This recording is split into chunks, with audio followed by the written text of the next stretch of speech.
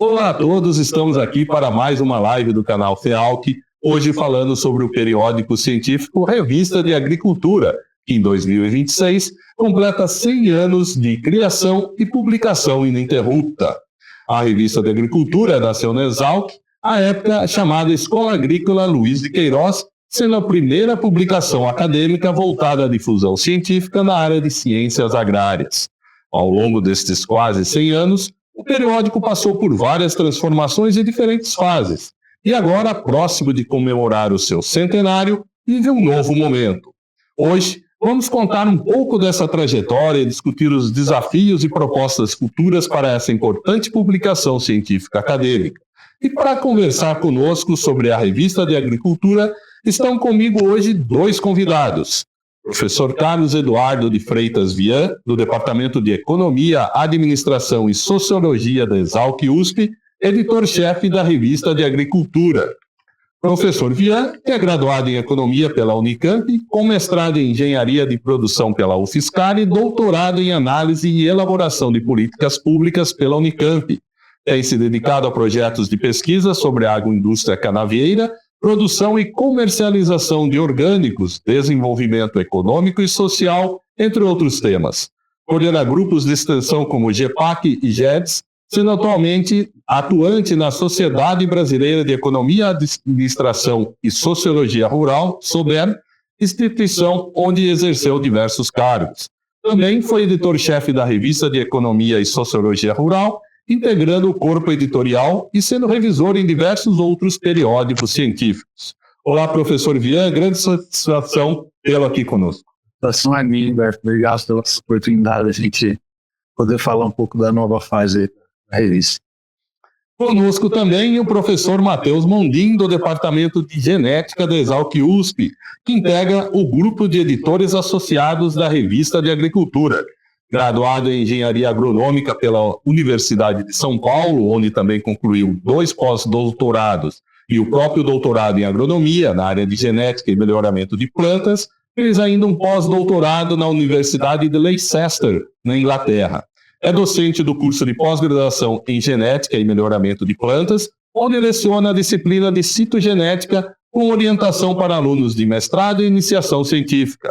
Especialista em citogenética vegetal, trabalha em pesquisas que envolvem a estrutura dos cromossomos, do genoma e mecanismos epigenéticos. É membro titular de entidades científicas como a Sociedade Brasileira de Genética, além de diversas instituições internacionais ligadas à ciência. Integra também o corpo editorial da revista Visão Agrícola da Exalc-USP, atuando como revisor em diversos periódicos científicos. Professor Mondim, obrigado aí por ter aceito o nosso convite. Eu que agradeço, fico contente aí com o convite e com a conversa sobre uma revista tão importante. Muito bem, para começar então esse nosso bate-papo, essa nossa conversa, eu gostaria aqui que o professor Vian comentasse um pouco sobre a trajetória da Revista de Agricultura, né? Falando um pouco do seu início, da sua criação. Obrigado aí, Humberto, mais uma vez pela oportunidade. A revista, como você já ressaltou, né, ela foi criada na década de 20, né, pelos professores aqui da Exalc, liderada ali pelo professor Nicolau Tanassoff, professor Domingues, professor Salvador Toledo Pisa, né? São referências, nomes importantes na história da Exalc até hoje. É uma das aí, pioneiras, acho que ainda estão em edição, acho que ela e uma revista do Instituto de Economia Agrícola aqui de São Paulo, que chama-se hoje Revista de Economia Agrícola. Então tem uma importância aí. Ela, de uma certa maneira, o seu acervo, hoje ele está todo disponibilizado online, né? Para quem quiser consultar, fazer uma facilidade. Acaba contando um pouco a história da evolução da pesquisa em ciências agrárias no Brasil, né, que é uma referência hoje na agricultura tropical do mundo. E a revista também, ao longo desse período, ela também passou por algumas transformações, né? Teve um período aí, 17 a 23, antes ela ficou como uma publicação totalmente em inglês, né? E também até alterando seu título. Sim, houve uma tentativa, né, de aumentar aí a divulgação da revista, então uma alteração do título, passou a publicar totalmente em inglês. Nós agora, com a nova equipe editorial, né, estamos discutindo que talvez os impactos disso não tenham sido aquilo que se esperava, então há um retorno, né, até para efeito de todas as indexações da revista, um retorno para o nome original, para manter isso, né, e uma alteração também em termos de política editorial, passando a aceitar artigos em português, em espanhol e em inglês. A gente espera também que possa atrair, de uma certa maneira, principalmente a comunidade latino-americana, né, em países próximos que tem também algumas características de similaridade com a nossa agricultura, que também podem ter a revista como uma opção de publicação, esperamos que isso aconteça. Uhum. Inclusive, também foi desenvolvida aí uma nova identidade visual para a revista, né, que vamos apresentar aqui na tela, né, você já está vendo aí essa nova identidade. Ela até tem várias cores, né, se mantém dentro de uma proposta que é modernizar um pouco a revista, ao mesmo tempo que se mantém uma tradição, né, praticamente centenária, né. Essas mudanças eu acho que elas são importantes, né, trazer uma identidade visual, né, mostrar o processo. Outra coisa que eu acho que é relevante, que nós implementamos também a partir desse ano, é o que nós chamamos de publicação contínua. Então, isso tende a agilizar a publicação dos artigos que são aprovados. Então, a partir do momento que o artigo foi aprovado, faz-se o processo de editoria, ele automaticamente já vai ser publicado, né? E a gente, como agora estamos com a publicação 100% online, não temos mais a necessidade de ficar esperando a aprovação, a organização de um grupo de artigos para se publicar um número específico, né? Então, a gente espera que isso agilize bastante aí o processo de aprovação, de publicação e também acesso aí a todos os artigos que vão ser publicados nos próximos meses. Ainda em relação a essas mudanças, foi instituído um novo corpo de editores associados, um conselho editorial e também, inclusive, dentro de um mandato, né, que é uma inovação também dentro da política da revista, né? Nós trouxemos aí uma prática que hoje acho que bastante importante aí em diversos periódicos, né, essa modificação, né, esporádica da editoria, dos comitês editoriais são importantes, né? Hoje os periódicos estão mais complexos, então aquela figura de um editor que dava conta de tudo hoje é um desafio. Então, por conta disso, houve aí a implementação do que a gente chama de um comitê editorial. São outros docentes, né, que também trabalham em áreas específicas, podem dar atenção para áreas um pouco mais específicas dentro da amplitude de publicação, né, de temas com os quais a revista trabalha.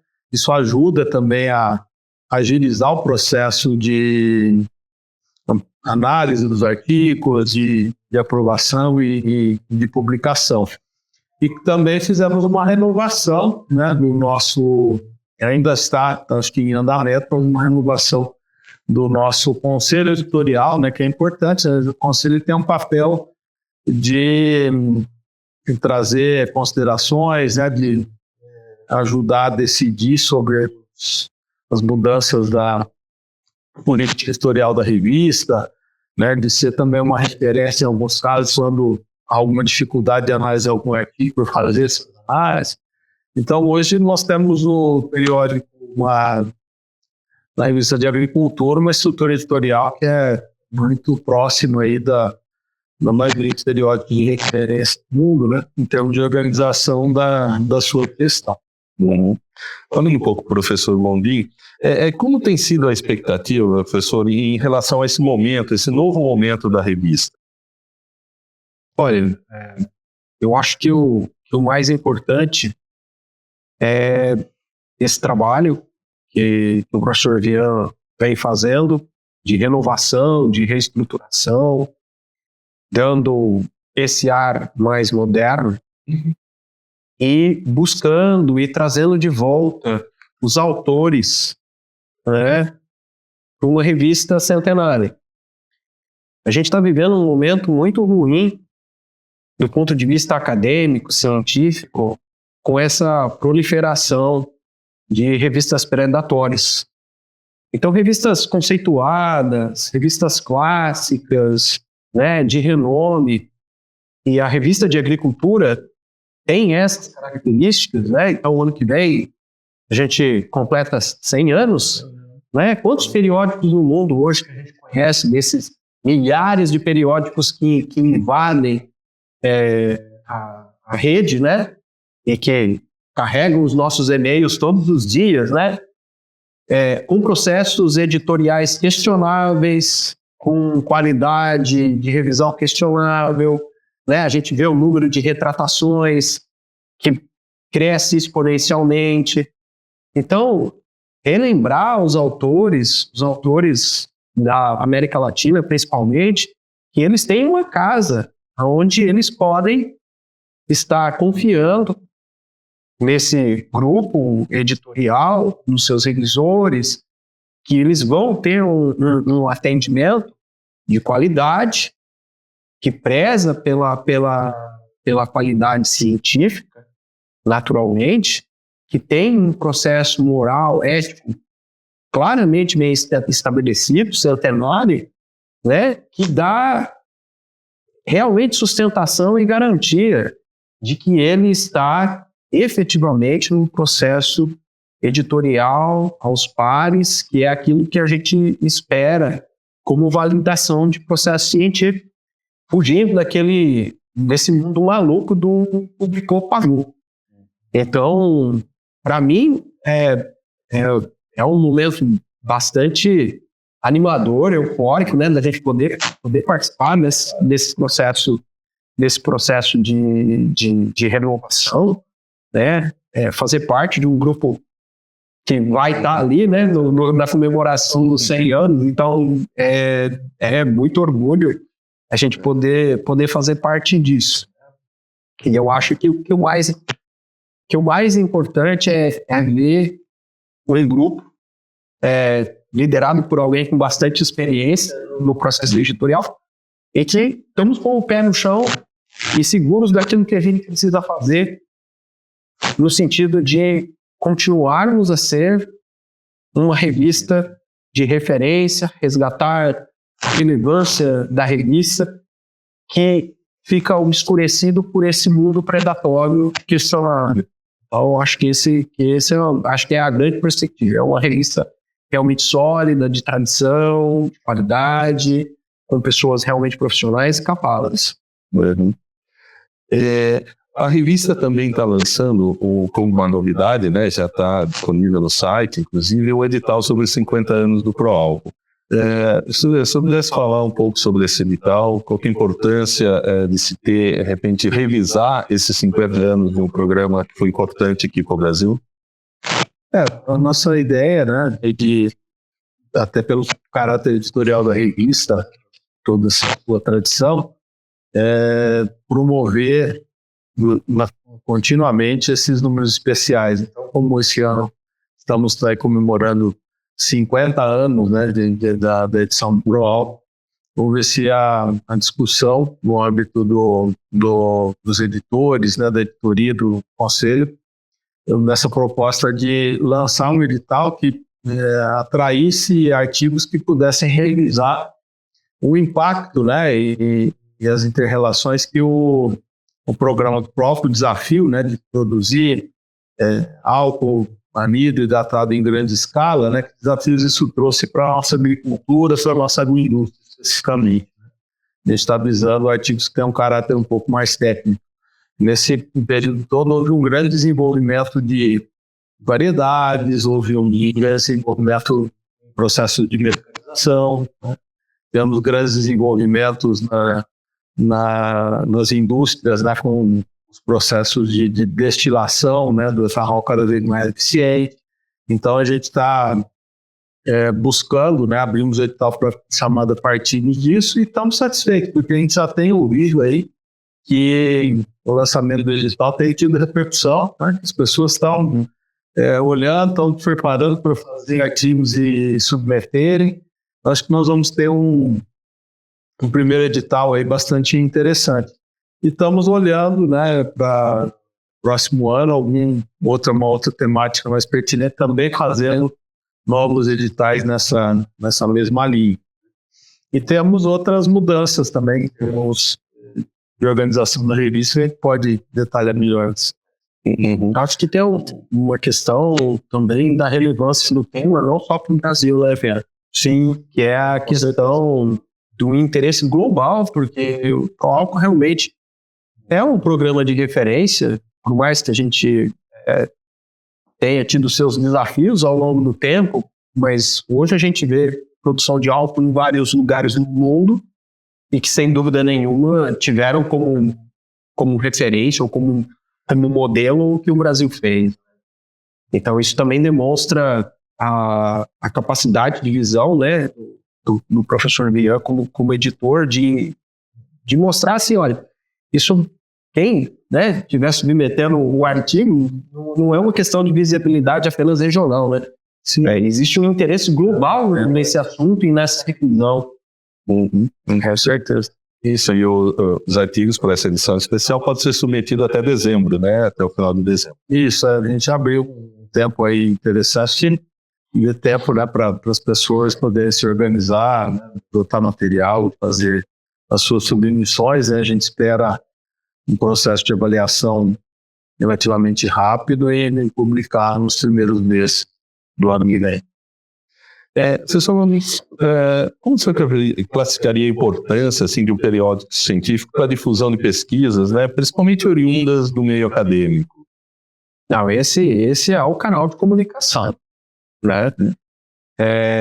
Eu acho que existem vários formatos e vários modelos, e sem dúvida nenhuma a estratégia que a revista de agricultura está adotando é inclusiva, né? Então, de trazer realmente, como o professor Vian comentou, essa questão da importância regional que nós temos, e aí o regional nosso é gigantesco, né? Nós estamos falando de América Latina, né? Nós estamos falando de agricultura tropical.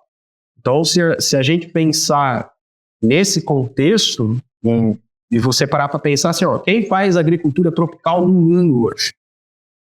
Não tem, é o Brasil. Né? Então, ela tem um papel extremamente significativo, né? e que a gente realmente precisa incentivar e motivar e contextualizar as pessoas, além de muitas coisas que normalmente acabam não sendo consideradas em outros tipos de periódicos, né? A gente sabe do nível de exigência de periódicos internacionais, de altíssima circulação, de altíssimo impacto, e que muitas vezes acabam negligenciando informações que são importantes, né, para o desenvolvimento tecnológico, de inovação, científico, de regiões que têm as suas particularidades, como é a América do Sul, a América Latina. Então, eu acho que esse é também um dos grandes atrativos que a revista de agricultura tem. Né?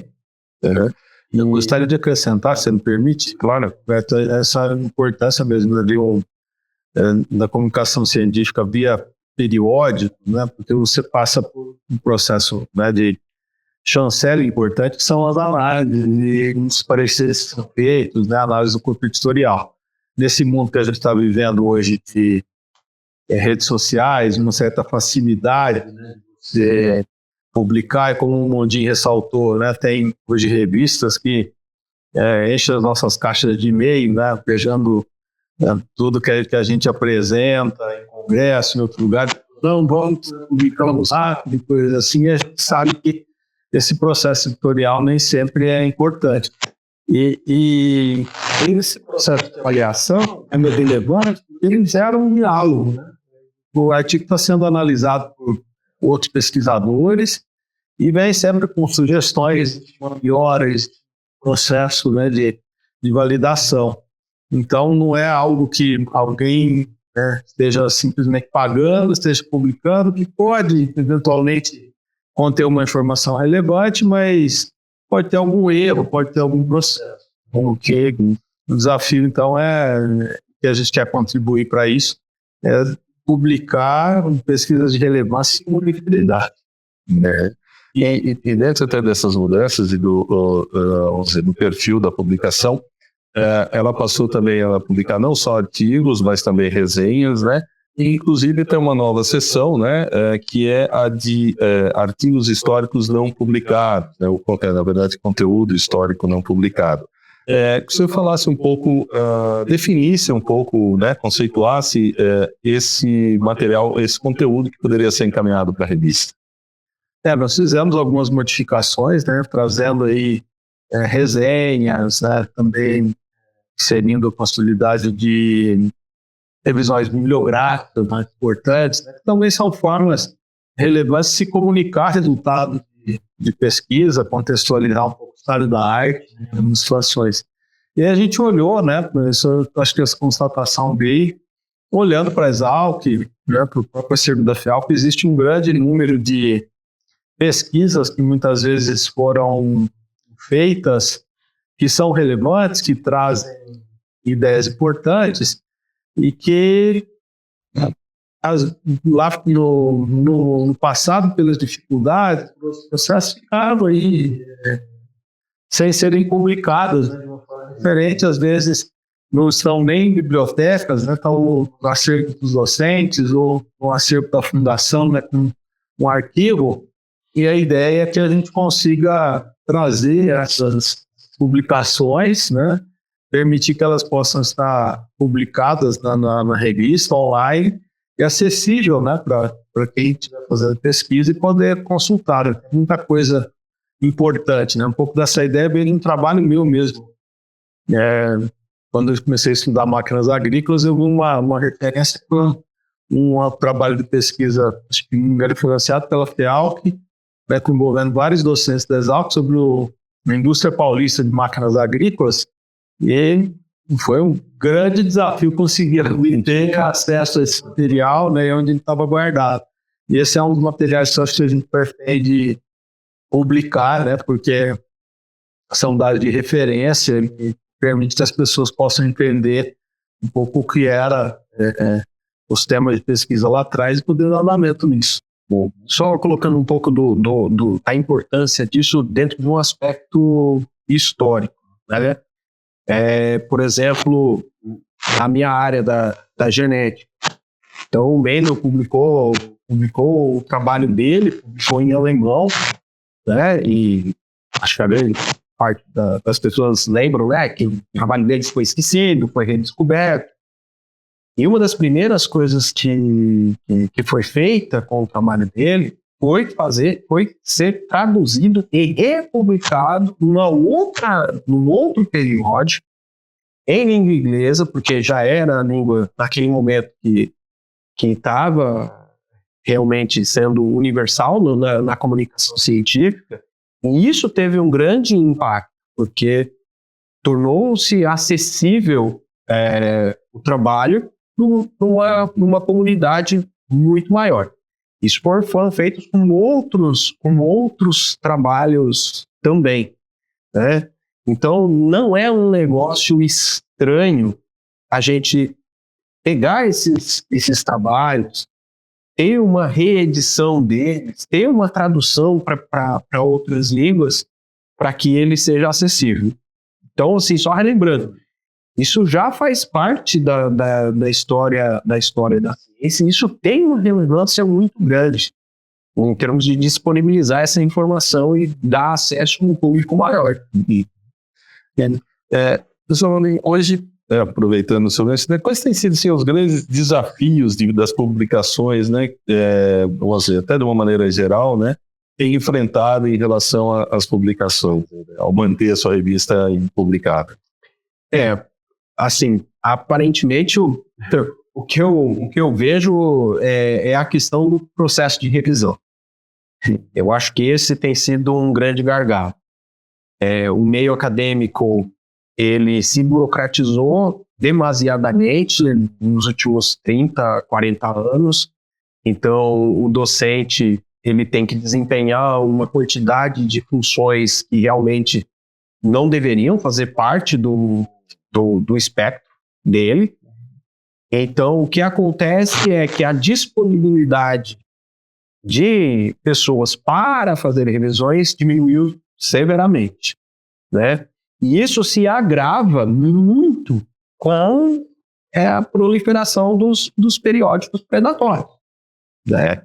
Porque aí você começa a questionar o processo de revisão aos pares. Naturalmente, ele é o grande negócio da validação científica, mas assim, quem é que está fazendo essa revisão efetivamente, né? São pessoas que são especialistas no assunto daquele manuscrito.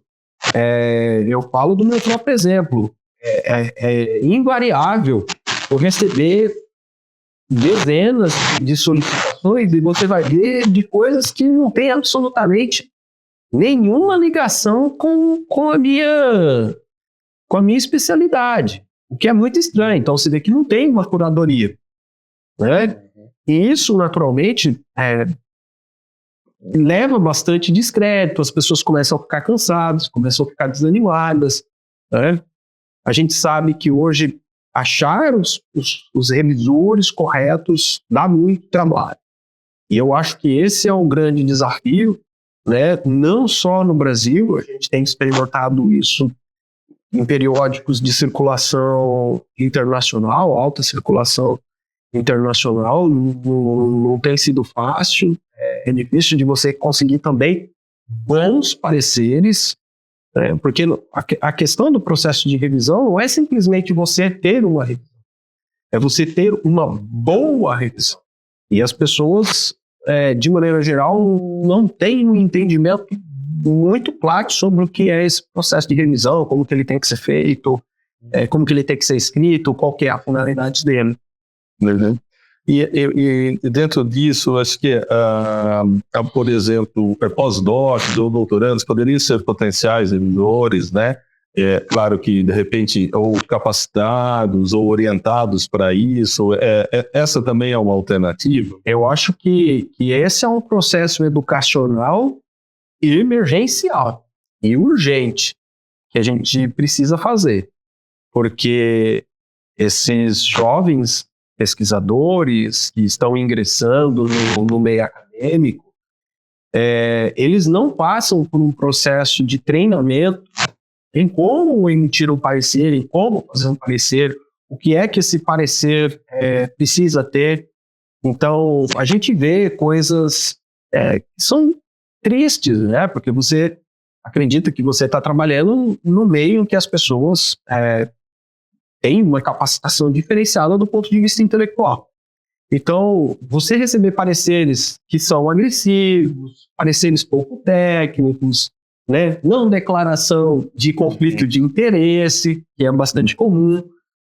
Mas como que eu vou cobrar isso, ou eu vou olhar para isso da forma correta se eu não treinei o meu futuro cientista, o meu futuro pesquisador? Então, o envolvimento de pós-doutores, alunos de doutorado que estão terminando seu ciclo, que já fizeram publicação, ingressar eles nesse mundo editorial é a única forma de realmente a gente resgatar a credibilidade e continuar mantendo o processo de revisão por pares realmente como a fonte validadora de processo científico. Isso sem dúvida nenhuma. Eu acho que os periódicos, em geral, precisam cuidar um pouco disso, né? Zelar por uma cultura de boas avaliações, né? De clareza das avaliações, tudo mais. Isso é muito importante. Professor, os congressos, aliás, as publicações também têm feito algumas parcerias, né, que chamadas aí conhecidas como Fast Track, né? Essas parcerias são importantes também para você disseminar com uma maior velocidade, de repente, os resultados de pesquisas que estão sendo apresentados e foram avaliadas em eventos também, congressos? Sim, porque você você recebe um artigo que já passou por uma primeira rodada de avaliação, que é aquela que é feita para os congressos, né? Então, um artigo também que já passou por um momento de discussão, né, dentro do congresso, já foi apresentado, já recebeu críticas, sugestões. Então, já é um artigo que tem, né, já passou por um processo de análise e de melhoria. Então, está em melhor situação, né, para uma avaliação. E eu acho que isso é um caminho importante, né, para as revistas poderem, né, criar essas parcerias com vários congressos diferentes e com isso conseguir trazer bons trabalhos, né, que devem passar por um processo de avaliação um pouco mais rápido, por já estarem num estágio ali de maturidade, né, da elaboração do trabalho um pouco maior do que algum que estaria simplesmente sendo submetido a partir ali do processo de trabalho dos seus autores. É muito importante esse processo de que os trabalhos passem por discussão e por outras questões. Isso é algo que hoje, essa agilidade, né, de necessidade de agilidade de publicação também tem penalizado um pouco, porque no passado era comum a gente se fazer um artigo e se apresentar primeiro na própria instituição, depois se apresentar no congresso. Então tinha algumas rodadas ali, às vezes alguns trabalhos que iam até mais de um congresso, né? Passava-se, fazia uma melhoria para outro, tinha um tempo maior de amadurecimento, então chegavam num estado muito mais avançado para serem avaliados. Hoje em dia, às vezes a gente percebe que não houve um processo muito grande de discussão. O autor escreveu, né, com ele ali e os seus colegas, né, trabalhando em si e submeteram sem um processo de avaliação em contato com outras pessoas. Bem, ótimo. Bom, eu gostaria de agradecer aqui a participação dos professores Carlos Eduardo Freitas Bian, professor Matheus Bondim, no nosso bate-papo hoje, falando sobre a trajetória da revista de agricultura, todas as mudanças preparatórias que foram aplicadas, né, para a comemoração do seu centenário em 2026. Muito obrigado, professor Jean, pela participação. Eu que agradeço aí pela oportunidade, né, de poder falar um pouco a respeito e incentivo aí a todos que tiverem interesse, né, tiverem bons trabalhos que possam submeter aí para o nosso processo de avaliação. Agradeço também a participação do professor Bondim. Obrigado e reforço o convite do professor Vian. Mandem seus manuscritos e participem do processo editorial. Você que é pós-doc, você que é doutor, né, podem estar em contato com a gente e a gente conta muito com vocês porque o futuro da revista depende de bons profissionais trabalhando no processo editorial. Com certeza. Perfeito. Eu agradeço a você que nos acompanhou, né? Nosso muito obrigado. Acesse o site da Revista de Agricultura, né, que está aparecendo aqui no rodapé da nossa tela. Conheça as normas para a submissão dos trabalhos que estão lá já disponíveis, também o edital da edição especial de 50 anos do Proálcool e outras informações, além das edições anteriores, aí, como o professor Bian falou, temos ali desde 1926 até o ano passado, todas as edições digitalizadas e disponíveis para acesso de todos que tiverem interesse.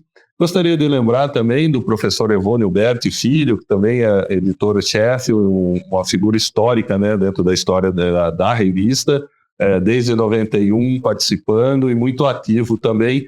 Hoje não pode estar aqui conosco, mas o professor Evônio é, sim, uma pessoa que também manteve por bastante tempo a publicação. Tá, o nosso muito obrigado e até o próximo. Tchau!